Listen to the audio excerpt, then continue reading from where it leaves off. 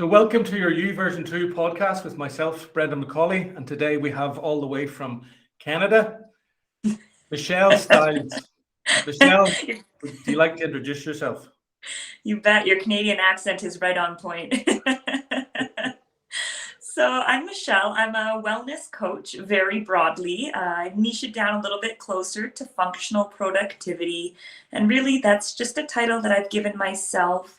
Truly, I just like people to see how much potential they have, how they can live their best life, and how they don't have to be a burnt out shell of a human to do that, they can find that balance and happiness in everyday life. So that's a little bit about me. Look forward to learning from your experiences and sharing your journey with our audience. And hopefully through our conversation, people can maybe identify or pick up little tips or tricks that they can apply to their life. Because at the end of the day, I want to try and help people realize that to take the right step in their change on their journey of path, it's just by simple things in our life. We don't have to do some big grandeur moment that is going to change our life dramatically. That's normally a crisis. So that is so true. It's so true. It's the micro moments. Yeah. So and that was something that hit home with me. I started going to, when I moved to Italy here 2.5 years ago, I started going to Toastmasters, the public speaking. Yes. And there's an English club here, English speaking club. And there's a guy, Tunji, I met, and he had been starting a bit of, online marketing, and he was focusing on a thing called the happy drip. So his idea was just little happy drips throughout the day, or each day he'd post something, just little positivity. So it was good. I loved the idea that he was doing the little happy drip. So yeah, that's very clever. I love that as well. Yeah. So as opposed to, sometimes when we talk about happiness, we're awash with happiness. It's like we were just under a waterfall, but then it's gone. But a little drip just maintains it. Exactly. It's those micro moments, all the micro moments, we tend to glaze over those, and we don't realize that really that's what builds up all the overall happiness and contentment and fulfillment in our life, is those micro moments of joy, whether it's your first sip of coffee or when the sun hits your face in the morning. Just all those small things, they truly add up and totally change your state for the day. Yeah, you can see maybe it's a bit of sunshine coming in this way now. So the sun's setting, so it's a lot of brightness on this side of me. Perfect. I appreciate those moments, because then when the sun sets, you just see a beautiful image. But absolutely. In relation to happiness or those moments, Michelle, could I ask you, what is happiness for you? What does it mean for you? I love that. Happiness to me, it's fulfillment, it's alignment, and I believe that comes through service to others and daily gratitude, and feeling like your purpose in this world is making a positive impact in some way. And truly, that's where it comes down to, is feel it happiness. I think the pursuit of happiness is a little bit unrealistic, to be honest. I'm a little bit more focused on contentment, because happiness is the micro moments, which are beautiful, but really the rest of it is contentment and alignment. And that's kind of where I like to draw my focus to. But it's appreciating all of the small moments throughout your day and then throughout your life. Yeah, I was sort of at a point in my career, I was busy working and, senior management and things like this, and thinking, why am I go, stress, and then started realizing, well, if we approach it in a different way and maybe just introduce a bit of different techniques in life or work, then I can actually enjoy my work. It might not be, the ideal thing that I wanted to do, but flip sake, I'm doing it. So why not enjoy it with my colleagues as well, and then help them as well? So together, the stress levels come down and people maybe appreciate it more. So yeah, whether we're, as I said earlier, unless we're going up to the Himalayas to become monks, and we're flat out working in a job in a team, we can still have happy moments in that space, whether it's finishing a project date, or encouraging someone who was feeling down. There's so many opportunities. I suppose it's just realizing them, and maybe saying a simple thing. Start saying thank you to everybody. Yes, yeah, absolutely. Well, I agree with you. I love what you said about it's not about moving to the Himalayas to become a monk, or it's not about that pivotal moment when you choose to move to Italy, for example. It's that moment when you look at, hey, traffic was really light this morning on my drive to work. Nice, thank you. Yeah. Hey, they Positive. accidentally made me a large coffee instead of a medium coffee when I went to pick it up. Oh, well, that's a nice treat, right? Just those Yeah. little things, and it's the small moments that I've said this already, but it's the small moments that really add up to an overall fulfilling life. So on that note of, we were talking about happiness. Can you recall or recount the last time you were really, really happy? I love that question. And this is actually something I coach on, because I am not exaggerating when I say I am truly, I feel an overwhelming sense of happiness every single day. Not all day, every day. This isn't a fantasy land, but I truly have these moments where my heart feels like it could burst, because I see where I am in life and it is better than I could ever imagine. I've got my health. My family has their health. I have incredible friends. I have a warm, safe bed. I have food in my fridge. I have clean water to drink. I have limitless opportunities. How I couldn't feel that every day is impossible, because there's so much good in my life. And this is something I think a lot of people aren't willing to work towards good, because they don't understand how good feels when it's actually good and not forced good. Yeah, because if we sit down and focus on it, we have so much certainly in our Western society, we have so much to be grateful for. You mentioned some things already. Even the facility that we have right now, communicating to each other in this channel, live on the internet. This is like unheard of. You probably get killed if you were talking to someone 200 years ago about this opportunity. Exactly. Yeah. But those simple things of gratitude, as you say, you wake up in the morning, you've got a bed, a roof over your head, you've fresh running water, you've electricity to heat your food, you've food in the fridge, that's a great start compared to many other people. So, yes, we need to appreciate those things, gratitude, and be thankful for what we do have. I think, as opposed to we're constantly comparing ourselves. I want this, and I need that, and I want that. We'll stop and reflect and appreciate what we do have, and then all of a sudden your focus is on appreciation of what you have as opposed to what you don't have, and then things just change differently. Would you agree? Exactly. When you focus on the good gets better. That's such an old line, because it's so true.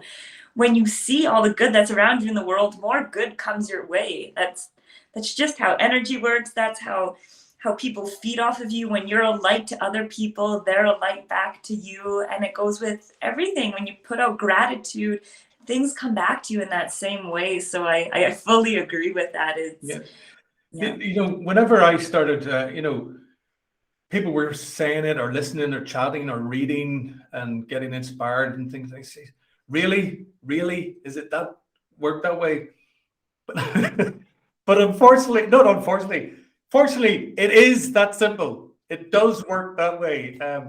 All I can say is, simple things of like what you focus on, your energy goes towards, etc. Whether it's a simple goal, or I would like to do this year, or if I focus on this and help my wife or my family or my kids, when you focus on it, you end up achieving it, and you feel good about it. So I encourage anyone to actually just give it a shot. It's not a case, what have you got to lose? What have you got to gain? Yes. Well, that's such a big part too, is one of the biggest ways that you can build self-confidence, which is going to fuel that energy for you, is to say you're going to do something and then do it. So when you say, hey, I'm going to practice gratitude every single morning. Hey, I'm going to sit for meditation for 2 minutes every morning to practice my presence. hey, I'm gonna do a what are those big ones called, where you do a gratitude dump, more or less. And everything in that second, you say everything that you're grateful for. I'm grateful for my arms. I'm grateful for the plants behind me. I'm grateful for this conversation we're having. I'm grateful for the clothes on my back, whatever it is. Yeah. And all these micro habits, game changer. Fantastic. Fantastic. Yeah. I really appreciate it. The thing is, in relation to happiness, and we probably alluded to earlier on, do you think can happiness fade away over time? If you let it. I feel that that's very much a personal choice. Again, it's what you're focusing on. And if you're not growing, I feel like that's the quickest way to lose your overall happiness and excitement for life. I think the best thing that you can be doing for yourself is always growing, always showing yourself how valuable you are by expanding your comfort zone. I think that's massive. Absolutely, I think it's very easy to become complacent in life. And we get tired because our world focuses so much on pushing and grinding and hustling. And I know that's starting to change a little bit, which is beautiful to see. But of course, if you're feeling burnt out and drained, you're not going to have the energy to come home after a 12-hour workday and sit down and learn something new. So prioritizing that balance, right? Having a firm cutoff time for work, whether you're an entrepreneur or you're a regular 9 to 5, and making it a priority, not saying, oh, when I've got time, I'll do it. Saying, no, I made time for my growth, for my self-care, whatever it is.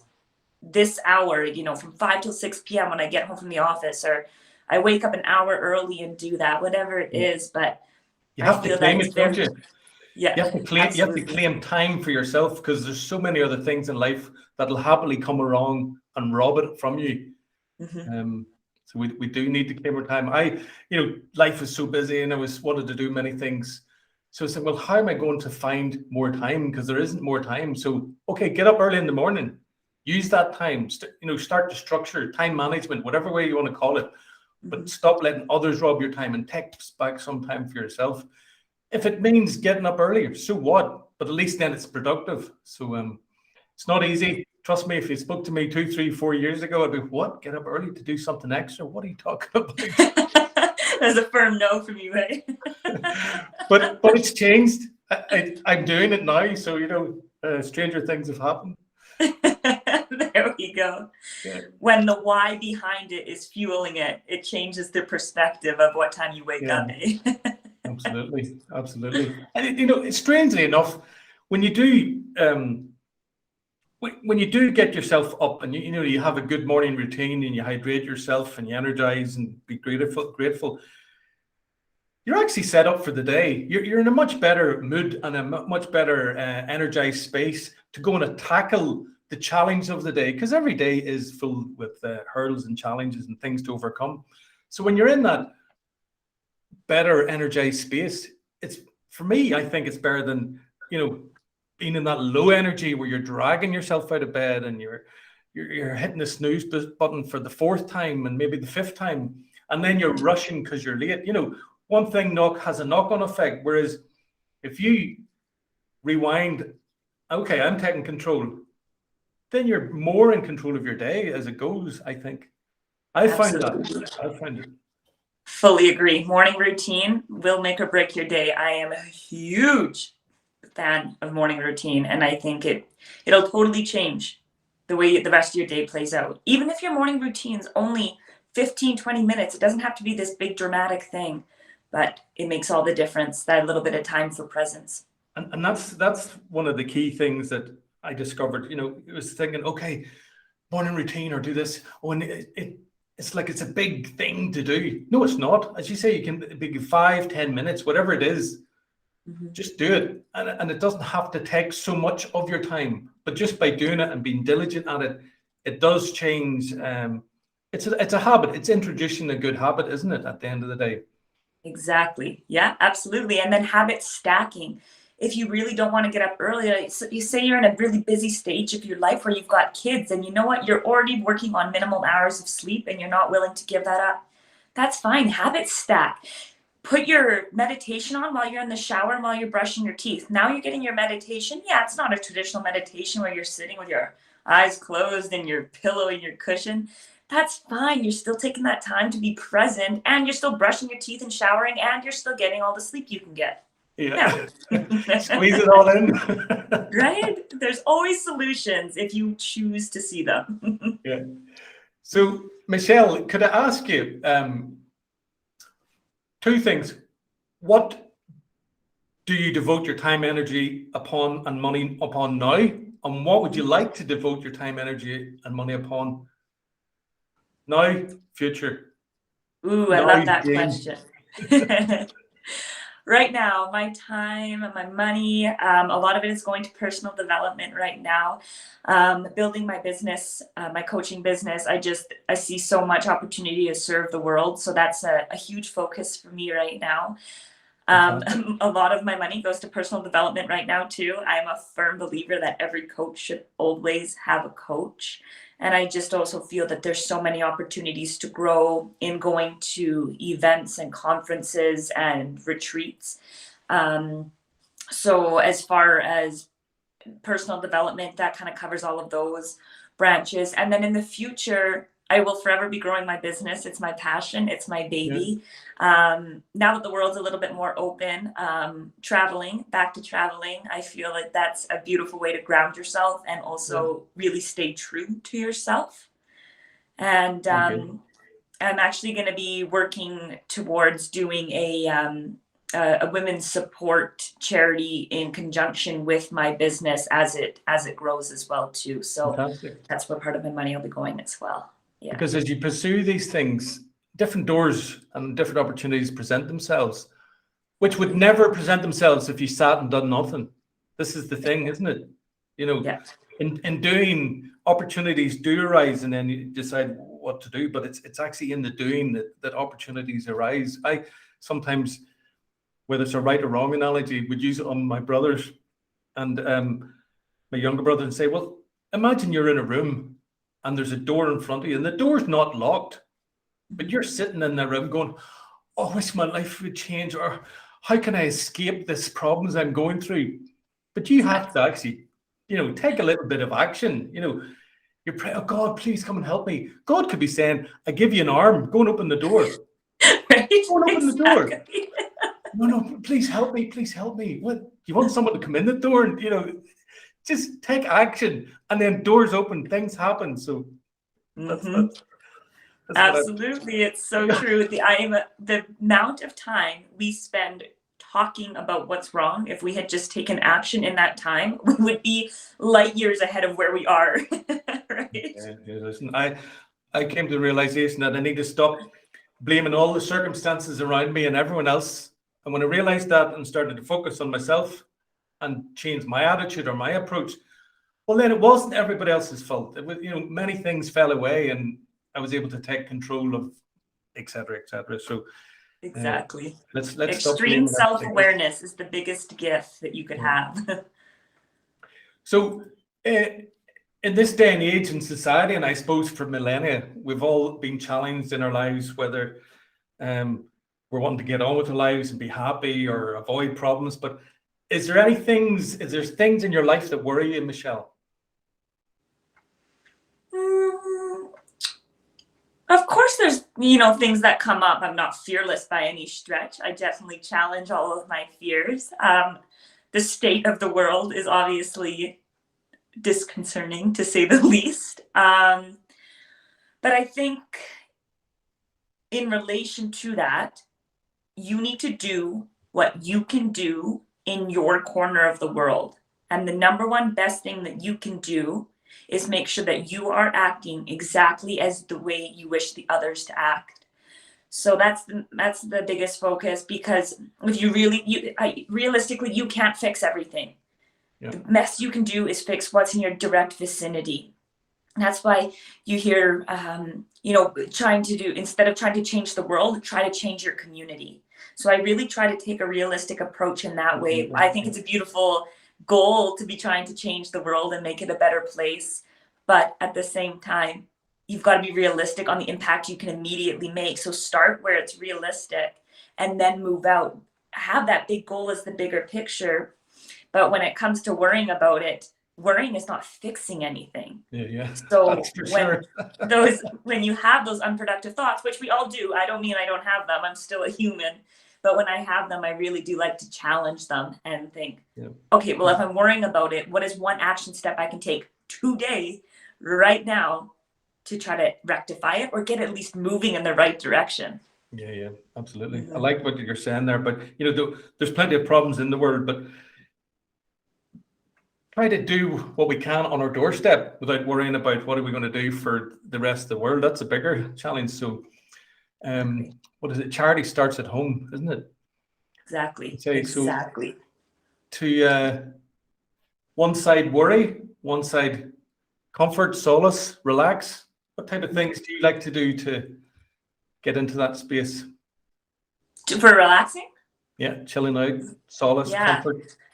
Yeah, absolutely. So I love to work out. I've been in the fitness world for years now.